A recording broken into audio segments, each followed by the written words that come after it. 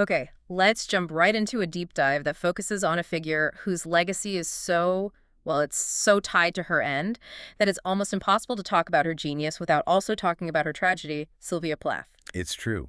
The mythology around Plath is immense, and that's why the source material for this is so fascinating. We are moving beyond a standard biography and looking at this fictional, speculative triptych. The triptych, yeah. It's a conceptual work that attempts a kind of literary seance. It dives into her final consciousness and then imagines this whole alternate history of survival. And that's such a powerful idea. Our mission here is pretty clear. We're using these speculative texts called Before, During, After to trace that catastrophic final descent in the brutal winter of 62-63, and then to analyze the profound long-term human cost of her death and ultimately explore the crucial alternative. What if she had survived? The whole conversation really does hinge on that one philosophical question, doesn't it? Is survival, even if it means sacrificing artistic perfection, the better choice? The superior ethical and artistic choice. It's a devastating look at the pressures on women artists, both then and, frankly, now. Well, what's immediately clear is that the author of this speculative text uses the real, verifiable facts of that winter as a kind of scaffolding. The freezing temperatures, the separation from Ted Hughes. All of it, the frantic writing schedule. But it uses that scaffolding to explore her psychological interior. Right. It isn't just recounting facts, it's analyzing that combustion point where genius and breakdown overlap. That combustion point is visceral right from the start. Chapter 1, which is titled Saw, it just immediately sets up this excruciating tension. Yeah. She's trapped between the failure of her marriage, the crushing weight of domestic life, and this exhilarating surge in her poetry. Yes, and she describes her children with this chilling detachment. She calls them two pink monuments to my failure at ordinariness. Wow. But that failure, it becomes fuel. She observes, and you get this disturbing sense of realization from her, that the work thrives on catastrophe. The language she's looking for requires a total stripping away of comfort. And the physical imagery in the text mirrors that perfectly.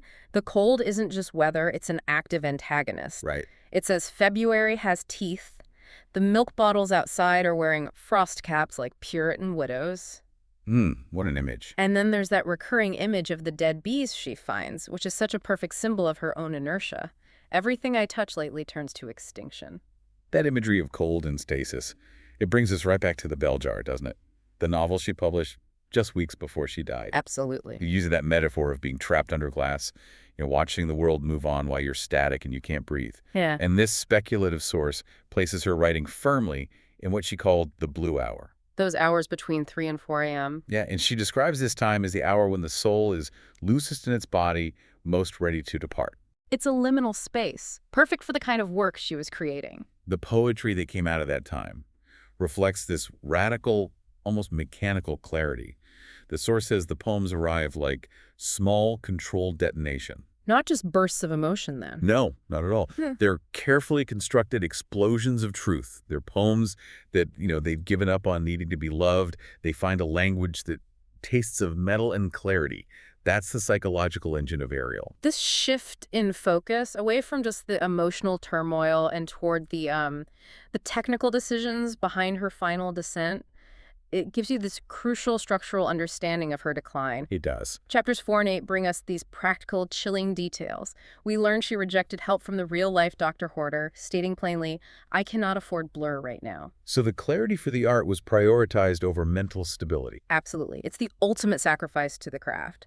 And that razor-sharp focus, it resulted in the stunning power of poems like Lady Lazarus, which the source material describes as obscene in its honesty, written in just one sitting. Yeah, but then the source connects that artistic triumph to the increasing, terrifying rehearsal of self-destruction. It doesn't gloss over the preparatory steps. You read about the rehearsal, putting her head in the oven just to rehearse. Testing the weight of that particular silence, it's just chilling. And then comes the absurd, terrible domesticity of the final act, meticulously cleaning the oven to be dignified somehow. Leaving out milk and bread for the children. And most chillingly, carefully toweling the cracks in the children's bedroom door to contain the gas. It was this precise, calculated act of closure. A terrifying image. The perfection of the poem and the perfection of the suicide preparation happening at the same time. It makes you wonder, did the clarity needed for the art drive the clarity needed for the ending? She was a cartographer of her own pain, mapping out a logical, contained exit. But once that clarity led to the tragedy of February 11th, 1963, she lost control of her own story forever. And that loss of agency, that's exactly what the next section is all about. The posthumous myth. The moment the narrative moved into the hands of others. Right. She became frozen in amber at age 30. Saint Sylvia, martyr of the patriarchy. And this is where the source material gets intensely critical of the literary establishment. Chapter 10 dives deep into how this narrative was physically controlled by her executor, Ted Hughes. Now, a lot of people know the broad strokes of this.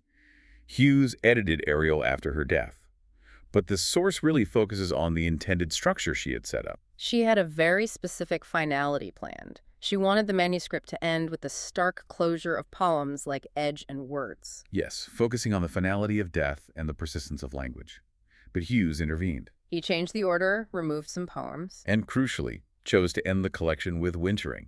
And that poem concludes with the lines, "The bees are flying, they taste the spring." So he imposes this sense of hope and resurrection. The source labels this explicitly, the lie of continuity. Exactly. The poems are brilliant, but by ending on that hopeful cycle of the bees, which were symbols of domesticity and order for Plath Hughes, imposed a traditional, palatable narrative. It directly counteracted the terminal finality she had crafted. So in trying to provide continuity, he inadvertently cemented the tragedy. Her suicide became inseparable from her art, her brand. Yeah, it created the very myth she may have been trying to subvert. Her tragedy defined every subsequent reading of her work. But the manuscripts argue that the greatest, most devastating cost wasn't the loss of her potential, but the human inheritance of that despair. The source confronts the ultimate trauma felt by her children.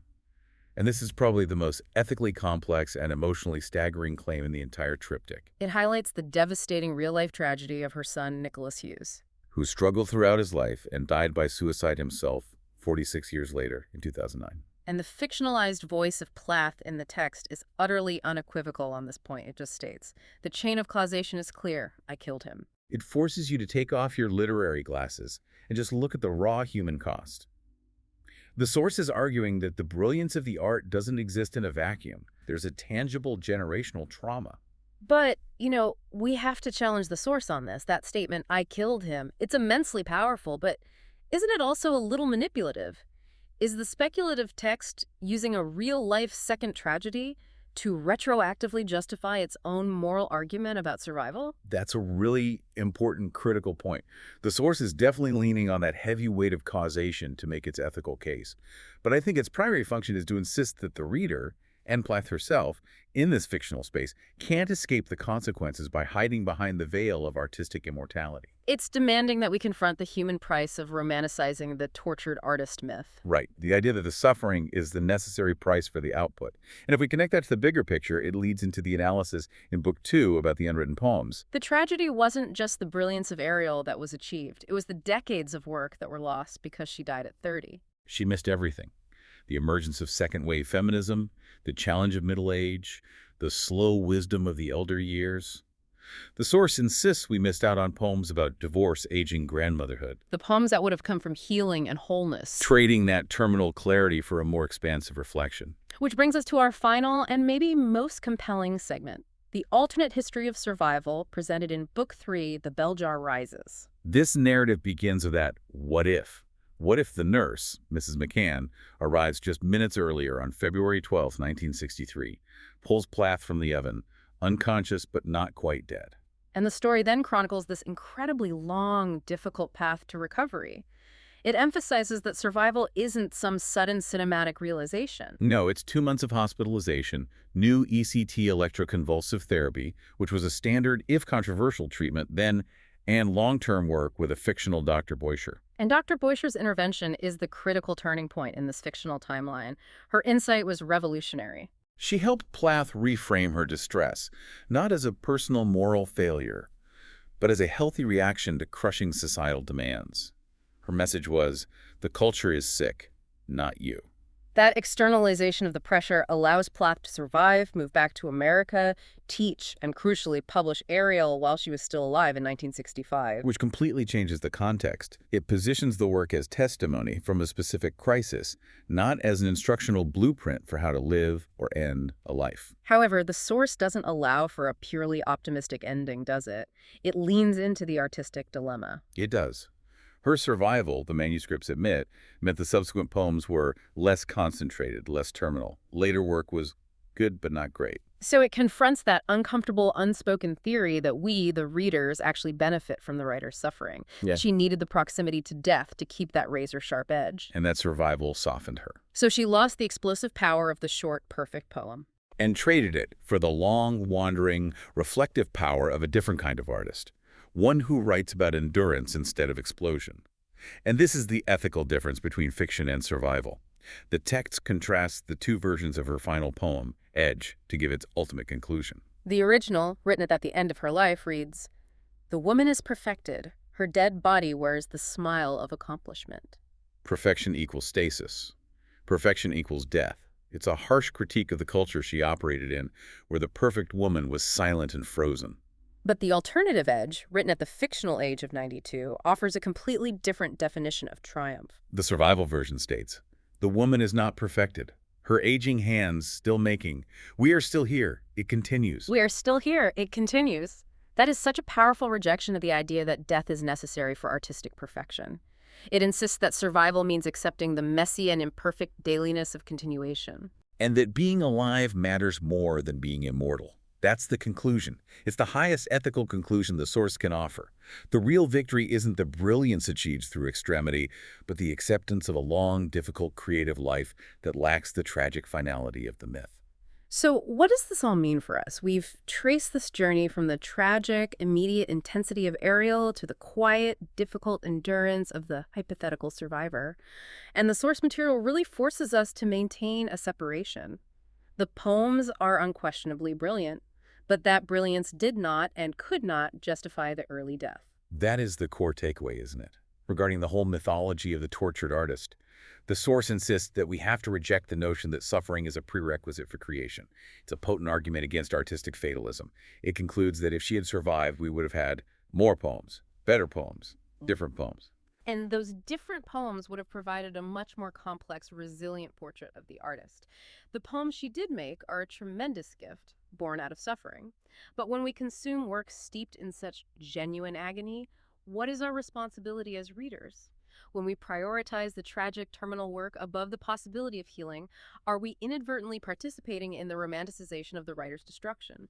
Consider how the stories we tell about genius often prioritize the tragedy over the quiet, difficult, and frankly uncinematic work of long-term survival. That's a concept worth carrying with you.